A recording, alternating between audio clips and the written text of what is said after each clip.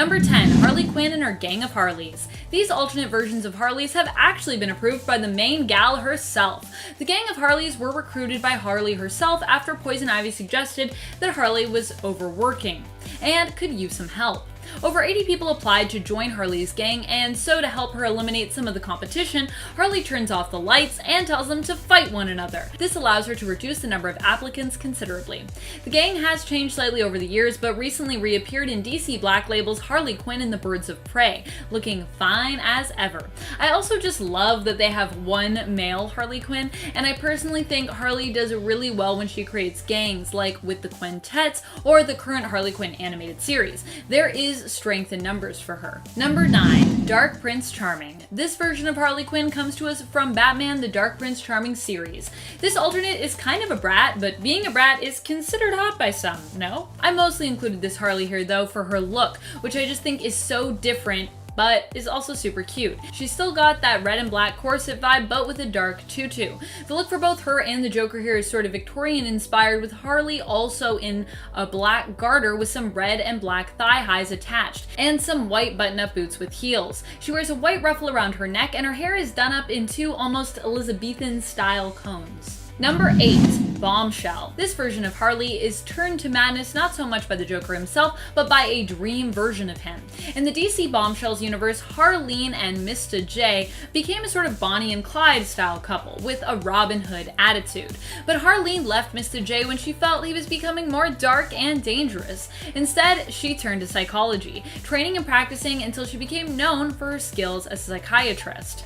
She ended up working at Arkham Ward in London, but a dream her patient had of someone who resembled Mr. J set Harleen off, causing her to have a psychotic break and become insane. She ends up stealing the female dance partners of some English soldiers at a Christmas party, meets Officer Hal Jordan, seduces him, and steals his plane, and as such is often depicted in a Harleen bra-like top and shorts with thigh-high socks and, of course, a bomber jacket. A pretty great look, I must say. Number 7. Facets. This version of Starfire comes to us from the alternate universe explored in 1988, the New Titans comic series, annual issue number 10. I mostly wanted to include her for her look. Apparently, in this alternate universe, bandage garments are just all the rage, and both Raven and Starfire can be seen in them. Depending on the lighting in the comic, Starfire's outfit goes between being pinkish and black, though I'm assuming the black version is just because she's meant to be shrouded in darkness in those panels. The bands or coils wrap around her legs, arms, and around her neck, giving her a sort of coil necklace. She is barefoot, and this comic also contains a lot of flying butt shots. Like, a lot. This alternate version of Starfire seems to have the full potential of her powers unlocked by an alternate version of Phantasm, who, in this reality, is a wizard. Number 6. Dark Multiverse Judas Contract. This alternate timeline appearance of Corey is short, but great. She briefly appears in this story that reimagines the storyline of the Judas Contract, where instead, Tara becomes inspired by Dick leaving the mantle of Robin to become her own supervillain. All because Robin told her she could be more. She kills Deathstroke and then takes on the Teen Titans, and even goes up against the Justice League, adopting the mantle Gaia. Corey in this alternate universe is obviously a bit younger than her main continuity counterpart, and as such has a look more inspired by her original appearance in the comics, as well as that big curly 80s hairstyle that I love so much. Give me all that big hair. Who doesn't love when Corey sports that original look as well? Sadly, this alternate version of Starfire, like many other heroes in this story, meets her end at the hands of Gaia. Number 5. Shatter Starfire. Shatter Starfire is a combination of the character Shatterstar from Marvel, a mutant hero known for his affiliation with the X-Force and New Mutants, and Starfire herself from DC. Shatterstar first appeared in the Amalgam Universe comic X-Patrol, whose name is a mashup of the DC's Doom Patrol and Marvel's X-Men. Shatterstar has more a Starfire-inspired look to her than a Shatterstar look. There is very little that this Amalgam version of her cannot accomplish as well, as she has enhanced speed, strength, and reflexes, as well as enhanced agility and flexibility on top of the standard Starfire powers, emitting energy blasts, flying, and adopting new languages via physical contact. Her costume includes armor-like shoulder pauldrons and a headpiece, as well as a very small purple bodysuit with cutouts similar to her typical look. Number 4. Starfire. In the comic series Flash Forward, we get to visit Earth 13, where we are introduced through Wally's adventure to a very different but equally sexy version of Starfire. On Earth 13, while talking with an alternate version of Etrigan, worlds seem to blend together and collide as the multiverse seems to stretch and worlds kind of ooze into one another, afflicted by dark matter. Earth 13 appears to be blending together with Earth 32, which is where Starfire and her Outlaws of Justice are from. This version of Starfire looks more fearsome and emanates with power, although we only get a brief glimpse of her. Her hair is a swirl of flame and her eyes glow a yellow green. The crop top she wears here has a very different and dramatic cutout pattern when compared with her original look. Number 3, Harleen. This version of Harley is one of the most stunning just because of how beautifully she is illustrated. This version of Harley comes to us from the DC Black Label book Harleen, which explores the origins of Harley Quinn, her budding romance with the Joker, and her descent into madness. It has got to be one of the best books for helping you to understand just how racy and dangerous the romance was between these two, and how powerful those initial sparks were. The art by Steven Sedgwick also just lends really well to the ultra steamy, secretive feel of this risque version of the psychiatrist known as Harleen Quinzel. Number 2, Margot Robbie. Margot Robbie has played Harley Quinn in both the films Suicide Squad and Harley Quinn Birds of Prey, and both times she has killed it. She is likely one of the hottest versions of Harley because her version of Harley is real life. Or as close as we'll get to real life Harley anyways. Granted, it's not just Robbie alone, but an entire crew of professionals who help bring hers and DC's vision of the character to life. And stunt doubles, who help to make Harley look just as badass as ever. Although Margot Robbie proudly tries to do as many stunts as possible and as many as the studios will let her do. And it's not just the fact that this version of Harley is live action that adds to her appeal, but that Robbie makes Harley's sometimes ridiculous or dramatic struggles feel so grounded and somehow relatable. Number 1, Batman Animated Series. We can't talk about the hotness that is Harley Quinn without paying tribute to the version of her that originally got everyone hooked. Now, can we? This version of Harley was voiced by Arlene Sorkin. Sorkin is really the one who made Harley's voice as iconic as it is today. Now it feels weird if Harley is without her high-pitched tone or New York accent. Harley in the animated series was a very loyal companion of the Joker's, and many fans still prefer her full suited jester costume than any other look she has had over the years, proving that no matter how much or how little clothing Harley wears, she makes almost any outfit look good, with her winning wit and silly yet dark sense of humor. I think what many fans really loved about this version of Harley was how smart and brilliant yet underappreciated she was. Also, her loyalty. No matter how many times Joker put her down, she stayed very loyal to her Puddin', as problematic as their relationship was, or how many times he tried to kill her. Number 10, Ultimate Black Widow. When we're talking about Ultimate Natasha, we are of course talking about the Ultimate Universe, which was an alternate universe that would ultimately be its own Marvel comic imprint, launched in the year 2000 and lasting until 2015. It was meant as a jumping on point for readers who may be overwhelmed by the decades of Marvel canon in existence. So this universe was brought into being. But it wasn't the same. People had different backstories, origins, and the like, which of course extended to Black Widow. Natasha in this universe was a member of the Ultimates, that being this universe's Avengers. She was a former KGB agent, and she appeared to have turned over a new leaf, and was involved prominently with Tony Stark, aka Iron Man. However, it turned out she was far from the reformed Black Widow of the main verse, and was actually out to betray the team, as she was still loyal to Russia. Her relationship with Tony was to get her close to his tech, and it had worked. He had infused her with nanites. However, Tony is ever paranoid, so this did not end up working out for her. What many tend to remember though is that the two had a sex tape, so there you go, tidbits. Number 9, 1602. 1602 is a well-known Marvel Elseworlds story by Neil Gaiman that reimagines the events and characters of the Marvel Universe, but in Elizabethan times. Here, Black Widow is a freelance spy, and has been given the moniker the most dangerous woman in Europe. In this universe, she has a thing going on with Count Von Doom. She even betrays Matt Murdock for him. Black Widow and Daredevil were a big thing back in the day. It's one of those relationships that has kind of been lost to time, time, particularly outside of comic book circles. Her relationship with Doom? Well, it doesn't exactly work out, which I mean, not that shocking. You're taking a risk when you deal with Doom. Number 8.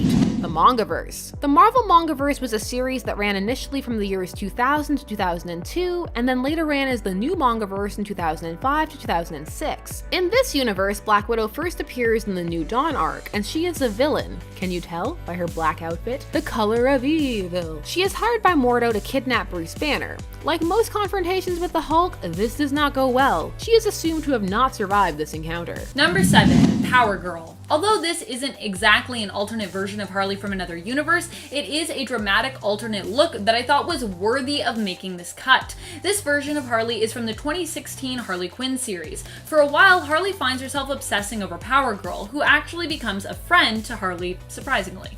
Harley Quinn has always been such a great character because she's so versatile. She can be good, she can be bad, she can wear pretty much anything she wants and make it work. She's just an interesting character who's kind of trying to find out who she really is and wants to be through redesigning her look and exploring different sides of herself, which I think is something we can all relate to at some point. Well, for a while she wanted to be like POWERGIRL, which led her to dressing in a POWERGIRL inspired outfit of her Harley Quinn suit, boob window and all. Number 6. Thrill Killer. In the miniseries Thrill Killer, which takes place on the alternate universe of Earth 37, we meet Haley Fitzpatrick, who is this universe's Harley Quinn. Haley is a high school girl who becomes the partner in crime to this alternate universe's Joker. In this universe, the Joker is still a criminal, but is a female, who is known by the name Bianca Steeplechase. This version of the Joker and Harley do end up being not just partners in crime, but in romance also. And the two, while still being villains, are much kinder to one another, and both seem to genuinely care for each other and reciprocate each other's love for one another. It's like a nicer version of their relationship, to be honest. Number 5. White Knight. This version of Harley leaves the Joker when she realizes the only person he loves is Batman. After the Joker is cured from his insanity, however, she returns to him. The Joker, aka Jack Napier in this version, has just apologized to his Harley Quinn and proposed to her after the real Harley Quinn shows up, revealing the one who was with him at the time was actually an imposter and a fake who took over after the real Harley Quinn disappeared. These two ditch the imposter and set out trying to actually mend their past and learn how to be together and love one another in a healthy way. This version just goes to show how great and supportive a partner Harley can be. And I don't know about you, but I think her kindness and understanding that this alternate shows only elevates her hotness factor. Although I also think that this is also within main Harley as well. This time, her and the Joker stop Batman for the right reasons, becoming the heroes of this story. Number 4. Injustice Harley. After the death of the Joker at Superman's hands in the Injustice universe, Harley finds herself teaming up with the good guys to avenge his death. Whether we are talking video games or comics here, this version of Harley looks good either way. And she also kinda is good. Her blonde hair is up in her famous red and blue tipped pigtails, and she wears goggles on her head. Kind of a similar look to her DC Bombshell version, actually. This version of Harley works on the side of Batman and the Insurgency, and later on works surprisingly closely with Green Arrow as well. She prefers to go by her real name, Harleen. In the video games, she is also voiced by Tara Strong, whose Harley voice is known for being a fan favorite. Who's your favorite voice for Harley Quinn? Who's your favorite voice actor to play her? Let us know in the comments. Number 3. Ultimate Avengers. No, it's not another visit to the Ultimate Universe in comic form. We're going to the land of direct-to-video DVD. Oh yes, a glorious land. So, the Ultimate Avengers films was a group of about 6 films that loosely adapted the stories and characters from the Ultimate Universe. So if you weren't aware of that and picked it up, you may have been a bit confused as to the relationships certain characters had with one another. The first film was released in 2006, and it went hard in that PG-13. Hard. Natasha's sexuality and attractiveness are on full display. Red dresses, lipstick, cleavage, flirting with everyone. We're putting all the 13 in that PG. These films are okay. Nothing to write home about, but an entertaining watch. Though for many, they have been largely forgotten. Number 2. Black Widow MCU. This is the Black Widow that many people became acquainted with the character through. Some even consider her the main version. The Marvel Cinematic Universe introduced Black Widow, portrayed by Scarlett Johansson, all the way back in Iron Man 2 in 2010. Since then, she has been an integral part of the universe, all the way through Endgame, and interestingly enough, beyond, despite her sacrifice in that film. For many years, Black Widow has been a fan favorite, and there were cries for her to get a solo film, and many still feel that her solo film should have come before some others. People really wanted that Budapest movie with her and Hawkeye, an extravaganza, you know, before his secret family. At this point, it's safe to say that ScarJo's Black Widow is iconic. Number 1. Green Widow. Or Warp World. Why can't I quit you? Okay, so Warp World is a universe created when Gamora, wielding the Infinity Gauntlet, folded the universe in half inside the Soul Gem, where she had the souls of heroes located, which created fusions of everyone's favorite heroes. So here we have a fusion of the She-Hulk and Black Widow. The Green Widow gets her powers from the Green Room, which no is not the lounge area where performers hang out as they wait to go on stage. No, not here anyway. She was also trained there, so just a combination of things. She does not stand out as much as some other Warp World characters, but this is a hottest alternate list. And for some, a combo of She-Hulk and Black Widow, that's just a match made in heaven. Number 10. Captain Mar-VELL. So I know what all you Carol Danvers fans are thinking. Captain Mar-VELL is not an alternate for Carol. He's a separate character. In fact, if anyone is anyone's alternate in this situation, it would likely be that Carol is kind of an alternate to Captain Mar-VELL. Though really, no one is an alternate in this situation. And yes, you're completely right, they're two separate characters. But Captain Mar-VELL was the original Captain Marvel. And I think to really understand what makes Carol so hot, we need to appreciate his hotness as well. So for the purpose of this list, we're going to count him as an honorary alternate. Captain Mar-VELL was a Kree space captain who was being used as a pawn in a plot to basically destroy Earth, which is why he was sent there. He's a captain and his name is Mar-VELL, which is kind of how we got his superhero name, Captain Marvel. When it comes to what makes him so attractive to Carol, it's more than just his physique, although that physique is it's pretty good. Mar-VELL was a war hero. He was not only strong, but brave, empathetic, kind, compassionate, and brilliant. He posed as an Earthling named Dr. Walter Lawson, who he had witnessed die, and while in that guise studied humans, their advancements, and their culture, at a base in Cape Canaveral. It was at that base that he met Carol, who was the chief of security there.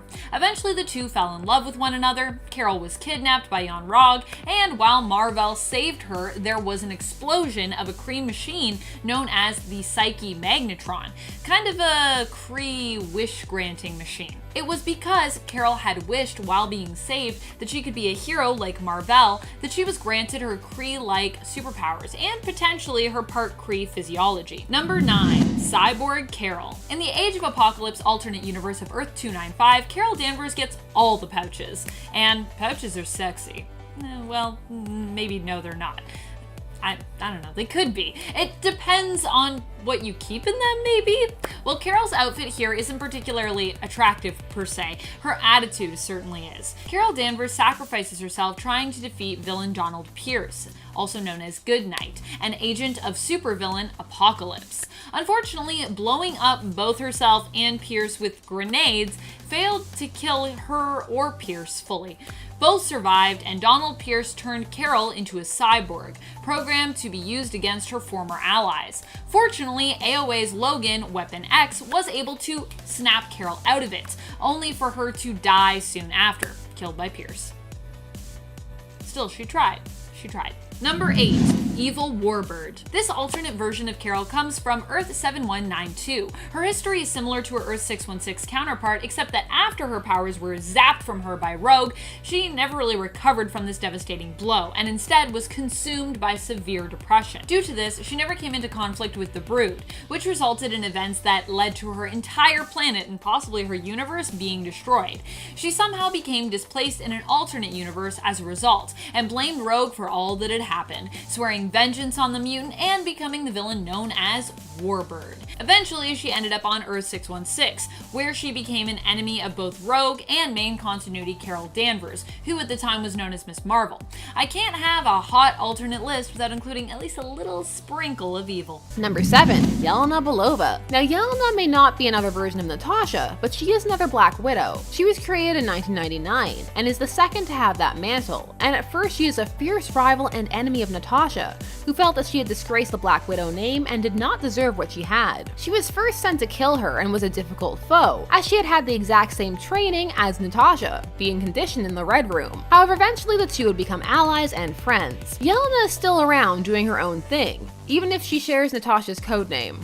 There's a lot of assassinations. Also, some of Black Widow's romantic interests have become interested in her, like Hawkeye and the Winter Soldier, so that's a thing. Number 6, Jessica Drew Ultimate. That's right, the Ultimate Universe had more than one Black Widow. Another was Spider-Woman Jessica Drew. You have to specify which Spider-Woman because depending upon what universe you're in, there's also multiple Spider-Women. Jessica Drew would change her name from Spider-Woman to Black Widow. Also, in this universe, Jessica Drew is a clone of Peter Parker, a gender-swapped clone. She first appeared as Black Widow in All New Ultimates number 11. We needed all new Ultimates because a lot of them died in Ultimatum. Her Black Widow would have to do with honoring the memory of Captain America. And also, well, the Black Widow is a spider, so it makes sense. Number 5, Black Widow 2099. The 2099 series of stories was an event that initially began in 1992 as a vision of a potential future for the Marvel Universe and a way to explore legacy characters within it. However, it would later be retconned to being the future of the 616 universe, or the main Marvel Universe, so make of that what you will. In 2015, this universe was revisited with a series of 2099 comics and stories, one of which was Secret Wars 2099. Here we are introduced to Tanya, Black Widow 2099, who is a member of the Avengers 2099 team. She was dark. She was initially depicted as a serial killer who would eat men after she slept with them, but would also go on to be Black Widow. Look, 2099 characters are hit or miss. Not everyone can be Miguel O'Hara. He sets the bar real high. Number 4, Avengers Assemble. One arena where Marvel tends to underperform DC is in the animated series department, which isn't to say that they haven't had shows that people have enjoyed or even classics, but that doesn't happen with the same regularity as DC. There have actually been a couple of Avengers animated series, one of which was Avengers Assemble, a series that ran for 5 seasons, but seasons 4 and 5 were essentially a different show, even from each other. This series, which began in 2013, would bank heavily on the 2012 movie lineup, which was not the original Avengers comic book lineup. The show would also focus on how hot Black Widow was. There's a decent amount of booty shots for a kid's cartoon. I see you, Avengers Assemble. You've been seen. Number 3, Exiles. This version of Carol Danvers appears as part of the Evil Weapon X team in the 2001 Exiles series. She represents a darker side of Carol Danvers. Carol ends up allying herself with Hyperion, and together their team takes over an alternate world. This version of Carol is power hungry and shows us just how dangerous Danvers can be if she were to change her tune and value her own power over protecting the innocent. Her costume here is a variant on the Miss Marvel look, but all black, still with the red sash. And she also seems to wear what looks like slightly fancier safety glasses, but even with those safety glasses, she is fine. Also, thank goodness she breaks them. She also has a few steamy scenes with her teammate and lover, Hyperion. Number 2, MCU Captain Marvel. I always appreciate live action versions of characters because there is something to be said for turning these characters into people who feel and appear real. I mean, as real as the former amnesiac Kree hostage with a power disabling microchip can feel. This version of Carol Danvers is played by Brie Larson. Not only is Larson a talented and accomplished actress, but she also has proven just how fire she is in roles, like in 2010 Scott Pilgrim vs. the world's indie pop sensation, Envy Adams. You may have forgotten that she played Envy Adams, but we did not. The other thing that is great about this version of Captain Marvel is her strength, her relentless resolve, and her knowing smirk. Also, they nailed the outfit in that movie with her awesome helmet as well that gives us that glorious space mohawk. I love that mohawk look on her. Number 1, Ultimate Alliance. The best thing about the Ultimate Alliance games is that you can often also unlock bonus costumes for your characters. In Ultimate Alliance, you can either have a playable Miss Marvel Carol Danvers or Captain Marvel Carol Danvers, depending on which game in the series you are playing. Throughout all the games, you get access to almost all of Carol's mainstay persona looks. There is even a version of her costume available to unlock and wear that is her as Binary. Although the story of how Binary came to be is kind of dark, Binary is known as one of Carol's most powerful forms in the comics, and in fact is how Carol restored her powers after Rogue drained her of them. This look as such radiates power in waves, and it's that power that is so attractive. It's also one of the hottest costumes for Carol's character in the Ultimate Alliance games, both literally and figuratively. White hot. Number 10, Starfire the Liberator. This version of Starfire isn't a direct alternate of Starfire, she's more of a different character who shares the same name. In fact, this version of Starfire actually existed before Corey herself did in the comics, but she does share some similarities in terms of the type of hero that she is. This Starfire is also an alien who is given up as a baby in hopes that the alien Sukkaroth who took her in would be better able to provide for her. He raised her well, but with the ulterior motive of wanting to marry his ward once she was grown. Or at least once she was 18, which I guess he considers to be grown? Are you fully grown at 18? I think your brain stops growing at 18. Anyways, this child who grew up to become a fair young woman was known as Starfire. Once fully grown, 18, just as Sukkaroth planned to marry her, she managed to escape with the help of a monk named Dagon. Dagon trained her to become a skilled fighter, and the two of them fell in love, but he ended up being captured and killed on Sukkaroth's orders. This inspired Starfire to become a hero, whose main aim was to liberate and free all slaves. Number 9. The Birds of Christmas. This alternate Earth is simply known by the name of the story it appears in the DC special comic, The Nuclear Winter Special. This comic comes with a bunch of Christmas-themed stories, including one where we see into a potential future where global crime has only gotten worse, and where Green Arrow resigned from the Justice League, growing older and becoming a bitter man. He somehow still manages to be invited to the Justice League's annual holiday party, though. And though he and Black Canary appear to have gotten on in years, Corey appears in the background, appearing as young and energetic as ever.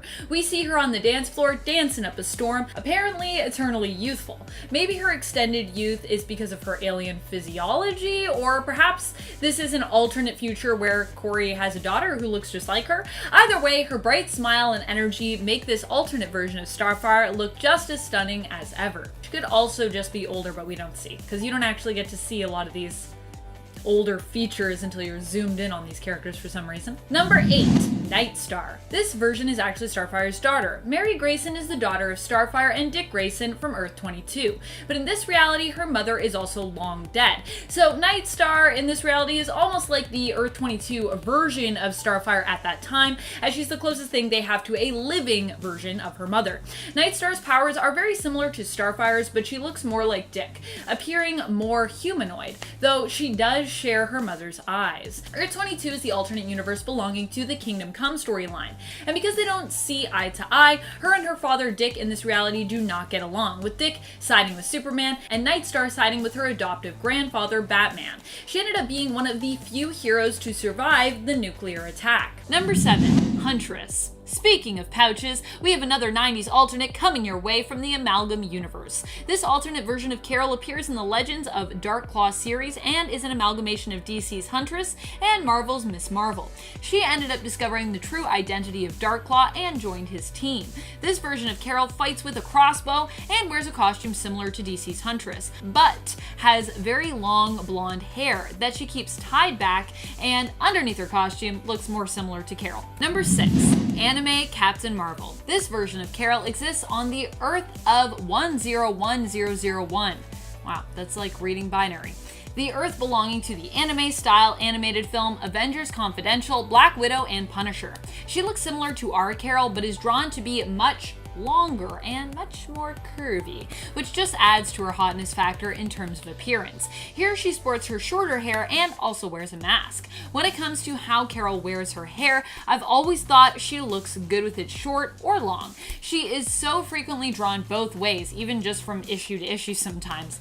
But the thing I love most about her short hair is how it often moves in the wind when she's flying, often flowing straight up when she's landing, making it look really light and soft. There's something both delicate and powerful about this hairstyle on Carol. Number 5. Imposter Carol. This version of Carol was a vacationer from the non-powered Earth of Earth 721. We meet her in the 2005 She-Hulk run in issue 21. She is only briefly featured, but one thing I have always thought was great about this look is the lightning bolt on her costume looks clearly to be made of some kind of transparent material. This has always been a weird, depends on who's drawing thing with Carol's Miss Marvel costume. Sometimes the bolt on her costume looks completely opaque, you can't see through it. Other times it's semi or fully transparent. So although we don't know much about this version of Carol, other than, you know, she's from an alternate Earth where she normally doesn't have powers and likely just wanted to feel super for a bit, she makes the cut for the way that this bolt is clearly drawn. I just have always liked the idea of it being semi or fully transparent. It just adds a little more sexy to an already really powerful and sexy costume. Number 4, Marvel Future Avengers. Another anime featuring Captain Marvel as part of the Avengers team, though in this animated series they are referred to as the Future Avengers. This anime style show follows the story of Makoto, a young superhero training to join the Future Avengers. Captain Marvel once again has a very anime look here, but it's also very cutesy. Her dominating voice provided by Erica Lindbeck combined with her cute look is a winning combination. Adding the fact that this version of Carol is as determined as ever to help the team with her energy blast, sporting her long flowing locks, and with a Sailor Moon-like transformation sequence, and you have one unique and attractive version of Carol. Number 3, Flashpoint. Flashpoint Starfire proves just how fearsome Corey can be, and reminds us why we likely don't want to mess with her. In the Flashpoint timeline, Corey is a villain who joins up with Wonder Woman's female Furies. Her costume seems to magically stay on, as it is mostly made up of dark purple flame-like swirls. She also wears a headpiece, long purple gloves, and thigh-high boots. Unfortunately, in this alternate timeline, she is killed by a trap Dick Grayson catches her in. The two might be lovers in an alternate timeline, but in the Flashpoint timeline, they become enemies when Dick gets in her way. She aims to shoot him with her blasts, but Dick manages to evade them and causes Corey to create an explosion that results in her death. Number 2, Star Canary. This version of Starfire is actually a mashup of two characters. She comes to us from the comic Superman/Batman, which combines the two titular superheroes' worlds to create a mashup universe. In this universe, Black Canary and Starfire are combined to give us Star Canary. Star Canary has Starfire's ability of flight and her posture and bronze skin, as well as her poses, while having the blonde hair, costume, and canary cry belonging to Black Canary. Number 1, DC Universe Online. Starfire appears in an even more revealing version of her already quite revealing outfit in the video game DC Universe Online. At least, she originally did. Her look has obviously changed throughout the years. DC Universe Online is a massive multiplayer online game where players can create their own character, making them a hero or a villain in the world of DC. Their character can then travel around and interact with familiar characters, heroes, and villains from the DC Universe. Among those characters that you can interact with is Starfire. She originally appeared in the game in an almost string version of her costume, with a hip-length mane of long red hair, and purple thigh-high boots and gauntlets. Like I said, that's at least how she originally appeared in the game. Updates over time have changed her look to that of a high-necked bodysuit without any cutouts. She also wears thigh-high boots and elbow-length gloves. Her hair also now appears to be a little bit longer with the updated look. Either version, of course, has Starfire looking stunning, and what I really love is how her look has changed over time in that game.